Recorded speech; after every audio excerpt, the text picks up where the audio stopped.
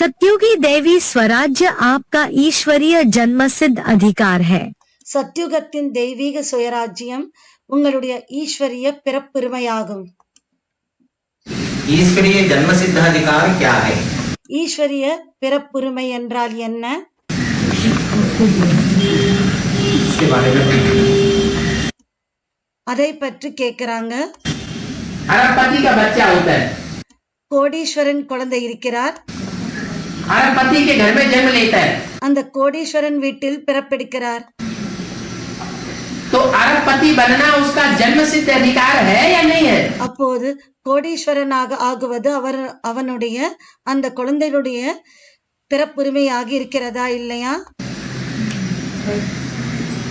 अरबपति के बच्चे को अरब खरब का मालिक जन्मसिद्ध अधिकार मिला या नहीं मिला?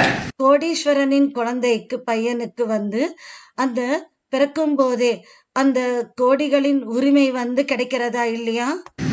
मिल गया. கிடைத்து விட்டது. तो ऐसे ही ईश्वर के हम बच्चे बने. அதே போலதான் நாம் ஈஸ்வரனின் குழந்தைகளாக இருக்கிறோம். तो जो ईश्वर के बच्चे बने हैं, எனவே யார் ஈஸ்வரிய குழந்தைகளாக ஆகியிருக்கிறார்களோ उनका ये जन्म सिद्ध अधिकार है அவர்களுடைய இந்த பிறப்புரிமை என்னவென்றால் कि वो ईश्वरीय जो जन्म सिद्ध अधिकार स्वर्ग की बादशाही, அவர்கள் அந்த ஈஸ்வரிய பிறப்புரிமையாக சொர்க்கத்தின் பாதுஷாயை எடுத்துக்கொள்கிறார்கள். या स्वर्ग का वर्षा, அல்லது சொர்க்கத்தின் ஆஸ்தி, वो जन्म लेने मात्र से ही उनको मिलना चाहिए. அவர்களுக்கு பிறப்பதனாலேயே அவர்களுக்கு இந்த ஆஸ்தி கிடைக்க வேண்டும். क्या? என்ன? ईश्वर के बच्चे बने ஈஸ்வரனின் குழந்தைகளாக ஆகிறார்கள். तो ईश्वर का वर्षा है स्वर्ग. எனவே ஈஸ்வரனின் ஆஸ்தி சொர்க்கமாகும். तो स्वर्ग में होने चाहिए या नरक में होने चाहिए? எனவே சொர்க்கத்தில் இருக்க வேண்டுமா அல்லது நரகத்தில் இருக்க வேண்டுமா? स्वर्ग में होने चाहिए. சொர்க்கத்தில் இருக்க வேண்டும். लेकिन बैठे कहाँ हैं? ஆனால் எங்கிருக்கிறார்கள்? दुख भोग रहे हैं, नरक में बैठे हैं. துக்கத்தை அனுபவித்துக் கொண்டிருக்கிறார்கள், நரகத்தை அனுபவித்துக் கொண்டிருக்கிறார்கள். इसका मतलब अभी ईश्वर के बच्चे नहीं बने. இதனுடைய அர்த்தம் என்னவென்றால் அவர்கள் இன்னும் ஈஸ்வரனுடைய குழந்தைகளாக ஆகவில்லை. अपने स्वरूप को पक्का पक्का पहचाना नहीं. தங்களுடைய சுரூபத்தை இன்னும் உறுதியாக பக்காவாக அறிந்து கொள்ளவில்லை. न उस स्थिति में टिकते மற்றும் அந்த ஸ்திதியிலும் அவர்கள் நிலைப்பதில்லை. अगर उस स्थिति में लगातार टिके ஒருவேளை அந்த ஸ்திதியில் தொடர்ந்து நிலைத்தால் तो कहेंगे कि इनको ईश्वरीय जन्म सिद्ध अधिकार मिल गया. அப்போது சொல்வார்கள் இவர்களுக்கு ஈஸ்வரிய பிறப்புரிமை கிடைத்து விட்டது என்று. आपके बच्चे बन गए. அவர்கள் தந்தையின் குழந்தைகளாக ஆகிவிட்டார்கள் என்று. बाप है निराकार ज्योति बिंदु अविनाशी. தந்தை நிராகார் ஜோதி புள்ளியாக இருக்கிறார். तो बाप के बच्चे भी कैसे होने चाहिए? அப்போது தந்தையின் குழந்தைகள் கூட எப்படி இருக்க வேண்டும்? निराकारी स्टेज धारण करने वाले ज्योति बिंदु, நிராகார ஸ்டேஜை தாரணை செய்யக்கூடிய ஜோதி புள்ளியாக अविनाशी. ஜோதி புள்ளி மற்றும் அழியாதவர்கள். तो ऐसी स्टेज रहती है அப்படிப்பட்ட ஸ்டேஜ் இருக்கிறதா या टूट जाती है? அல்லது உடைந்து விடுகிறதா? टूट जाती है. உடைந்து விடுகிறது. तो जन्म सिद्ध अधिकार कैसे महसूस हुआ? அப்போது ஜன்ம சித்த அதிகார் பிறப்புரிமை எப்படி அனுபவமாகும்? எப்படி உணருவார்கள்?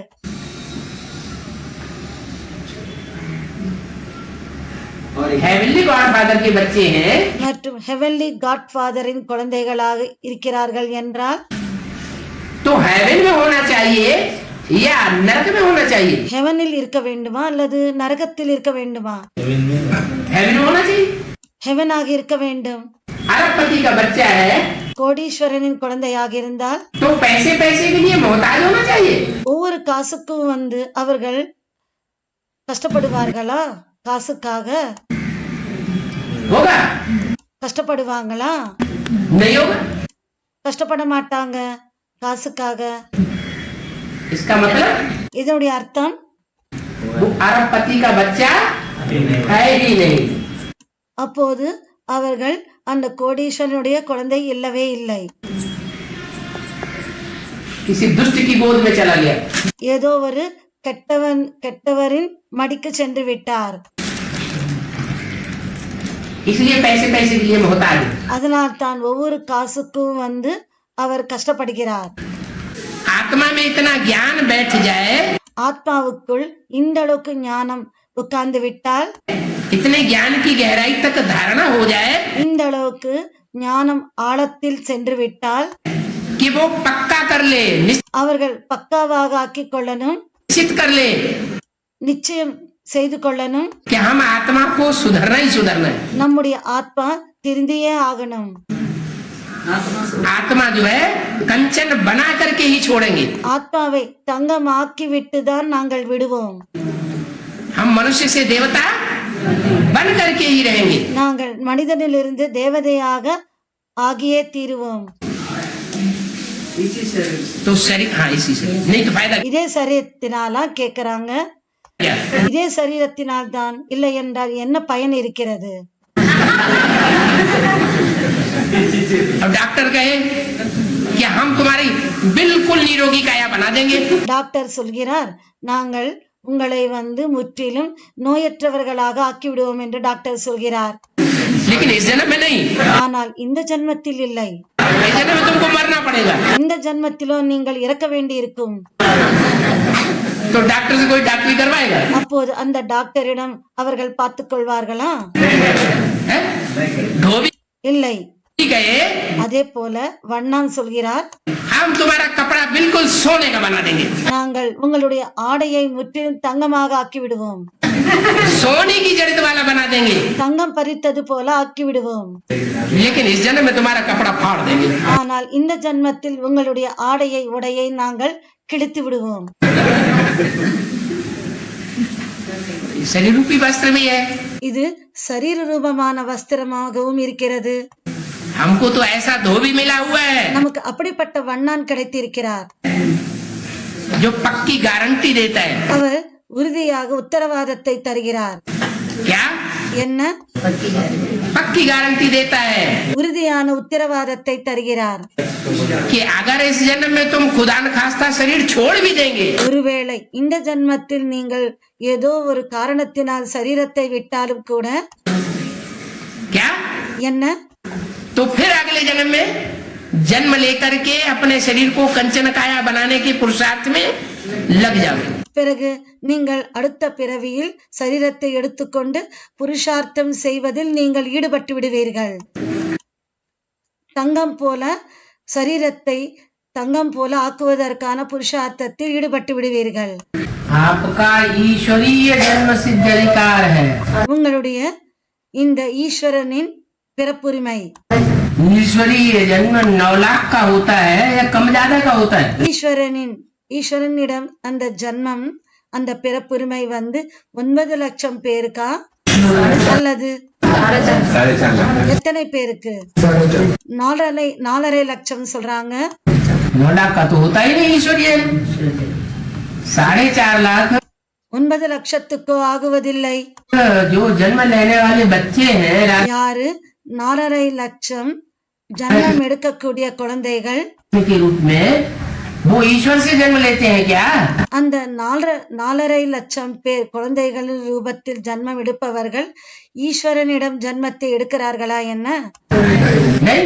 இல்லை. जन्म लेते हैं. அவர்கள் தேவதைகளிடம் ஜன்மத்தை எடுத்துக் கொள்கிறார்கள். ईश्वर से जन्म लेने वाले कौन है जिनका जन्म सिद्ध अधिकार है? ஈஸ்வரனிடம் ஜன்மத்தை எடுத்துக் கொள்பவர்கள் யார்? அவர்களுக்கு ஈஸ்வரனின் பிறப்புரிமை இருக்கிறது. 4.5 लाख है. 4.5 லட்சம் பேர். उनके लिए बोला है அவர்களுக்காக சொல்லியிருக்கிறார். कि आपका ईश्वरीय जन्म सिद्ध अधिकार है. உங்களுடைய ஈஸ்வரனின் பிறப்புரிமை என்று. क्या? என்ன? 7 रोज की भट्टी में गए, एक दिन आना एक दिन जाना. 7 நாட்கள் வட்டிக்கு செல்வது, ஒரு நாள் போவதற்கு ஒரு நாள் வருவதற்கு. ये 9 दिन में गर्भ में तैयार हो गए. இந்த 9 நாட்கள் கர்ப்பத்தில் தயாராகிவிட்டார்கள். और बाप का बच्चा बनकर के निश्चय बुद्धि पैदा हो गए। மற்றும் தந்தையின் குழந்தைகளாக ஆகி நிச்சய புத்தி கொண்டவர்களாக ஆகிவிட்டார்கள், பிறந்தார்கள். நிச்சய புத்தி கொண்டவர்களாக பிறந்தார்கள். तो आपका जन्म सिद्ध अधिकार है। எனவே உங்களுடைய பிறப்புரிமையாக இருக்கிறது. अगर एक बाप छोड़ के दूसरा बाप तीसरा चौथा बाप न बनाया, ஒருவேளை இரண்டாவதாக மூன்றாவதாக நான்காவதாக தந்தையை ஏற்றுக்கொள்ளாமல் இருந்தால், एक दर छोड़ के दर दर न भटके, ஒரு இடத்தை விட்டு ஒவ்வொரு இடத்துக்கும் போகாமல் இருந்தால், तो ईश्वरीय जन्म सिद्ध अधिकार है। அப்போது ஈஸ்வரனின் பிறப்புரிமை இருக்கிறது. अगर भटक गए ஒருவேளை அலைந்து விட்டால் तो जन्म सिद्ध अधिकार भी खलास हो जाता है। जैसे அப்போது பிறப்புரிமை கூட முடிந்து விடுகிறது. कोई बच्चा होता है ना, करोड़पति का बच्चा हो, இது போல கோடீஸ்வரன் குழந்தையாக இருந்தால், और खुदा न खास्ता कैन प्रकार कैसे भी कोई गरीब के घर में पलने लगे, ஏதோ ஒரு காரணத்தினால் அந்த பையன் ஒரு ஏழையின் வீட்டில் வந்து வளர்ந்தால், और उसको अपना बाप स्वीकार भी कर ले, அந்த தந்தையை, அந்த ஏழையின் வீட்டில் இருக்கிற தந்தையை தன்னுடைய தந்தையாக அவர் ஏற்றுக்கொண்டு விட்டால், तो उसका जो जन्म सिद्ध अधिकार है पहले वाले बाप से முதலில் இருக்கிற தந்தையிடம் வந்து பிறப்புரிமையாக இருக்கிற वो मिलेगा या खत्म हो जाएगा? அது கிடைக்குமா அல்லது முடிந்து விடுமா? முதலில் இருக்கிற தந்தையிடம் இருந்து கிடைக்குமா, முடிந்து விடுமா? खत्म முடிந்து விடும் சொல்றாங்க. हो गया। முடிந்து விட்டது. दूसरा बाप न बनाया हो, तीसरा न बनाया हो, இரண்டாவதாக மூன்றாவதாக யாரையும் தந்தையாக ஏற்றுக்கொள்ளாமல் இருக்கணும். तो जन्म सिद्ध अधिकार है। அப்போதுதான் பிறப்புரிமை இருக்கிறது. यहाँ भी बहुत से हैं இங்கேயும் பல பேர் இருக்கிறார்கள். जो भट्टी तो कर लेते हैं, பட்டியோ செய்து விடுகிறார்கள். भट्टी करने के बाद निश्चय बुद्धि भी बन जाते हैं, பட்டி செய்த பிறகு நிச்சய புத்தி கொண்டவர்களாகவும் ஆகிவிடுகிறார்கள். निश्चय पत्र भी लिख करके दे देते हैं, நிச்சய பத்திரத்தையும் எழுதி தருகிறார்கள். कोर्ट में लिख के दे देते हैं, கோர்ட்டில் எழுதி கொடுக்கிறார்கள். यज्ञ के आदि में खून से लिख करके देते थे, யஜ்ஞத்தின் ஆரம்பத்தில் இரத்தத்தால் எழுதி கொடுத்தார்கள். क्या என்ன? खून से लिखते थे। இரத்தத்தால் எழுதினார்கள். कोई कहेगा आदि में खून से लिखते थे, तो जो आदि में सो अंत में क्यों नहीं हुआ? யாராவது இப்படி கேட்டால், ஆரம்பத்தில் எழுதினார், எழுதி கொடுத்தார்கள் இரத்தத்தால், இப்போது கடைசியில் है वो हद के खून இப்போது ஏன் இரத்தத்தால் எழுதவில்லை? யாரோ சொல்றாங்க சங்கல்பம் சொல்றாங்க. से लिखते थे, ஆரம்பத்தில் இரத்தத்தால் எழுதி கொடுத்தார்கள். और अभी बेहद संकल्पों के खून से लिखते हैं। இப்போது எல்லைக்கப்பாற்பட்ட சங்கல்பத்தினால் எழுதுகிறார்கள். कोर्ट में जब लिखाया जाता है ना, तो सोचना समझना तो पड़ता है ना। கோர்ட்டில் எழுதப்படும் போது சிந்திக்க யோசிக்க வேண்டியிருக்கிறது இல்லையா? लिख के देते हैं कि हम बाप के बच्चे हैं, हम निश्चय बुद्धि हो गए, எழுதி தருகிறார்கள், நாங்கள் தந்தையின் குழந்தைகள் என்று நிச்சயம் எங்களுக்கு ஆகிவிட்டது.